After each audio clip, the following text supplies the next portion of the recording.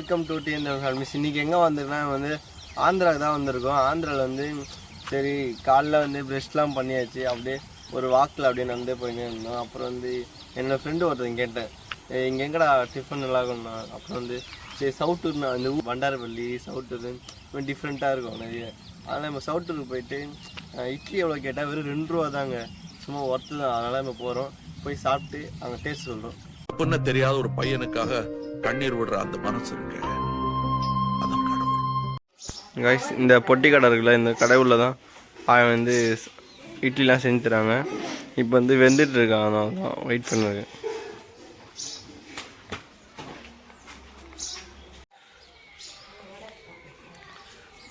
₹20 2 பேர் சாப்பிடுவோம். இந்த இருக்காங்க பக்கத்தில், அவனும் வந்து நானும் ஆளுக்கு 10 4 இட்லி ஒரு வடை, அவனும் 4 இட்லி வடை சாப்பிட்டு வீட்டுக்கு போகிறோம். அந்த பாட்டி வந்து ஏன் இப்போ ரொம்ப நேரம் வெளியே நிற்கிறீங்க, அவங்க உள்ளே வந்து உட்காருங்க சொல்லிட்டாங்க. நானும் அப்படி உட்காந்து பார்த்தேன். என்னென்ன இருக்குது கேட்டேன்.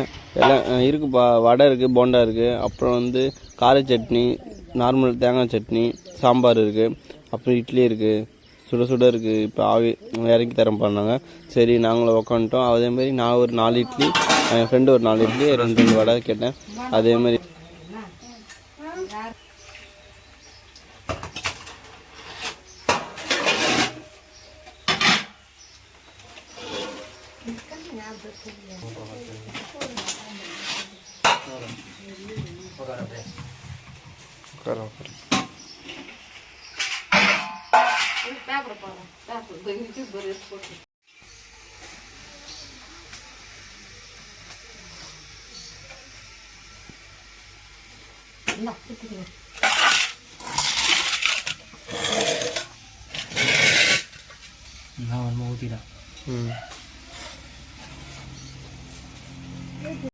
சொன்ன மாதிரியே சுட சுட வந்து இட்லி எடுத்துன்னு வச்சாச்சு. 4 இட்லி, அதுவும் 2 வடை.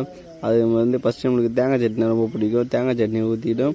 அப்படியே கொஞ்சம் கார சட்னி வச்சுக்கலாம் சொல்லிட்டு கார சட்னி கொஞ்சம் எடுத்து வச்சுக்கிட்டோம். கார சட்னி நான் சூப்பராக இருந்துச்சு, டேஸ்ட்டு வேறு. ஃபைனலாக வந்து கார சட்னிலாம் வச்சு சாம்பார் ஊற்ற ஆரம்பிச்சிட்டேன். நிறைய பேர் வந்துகிட்டே இருக்காங்க. ஒரு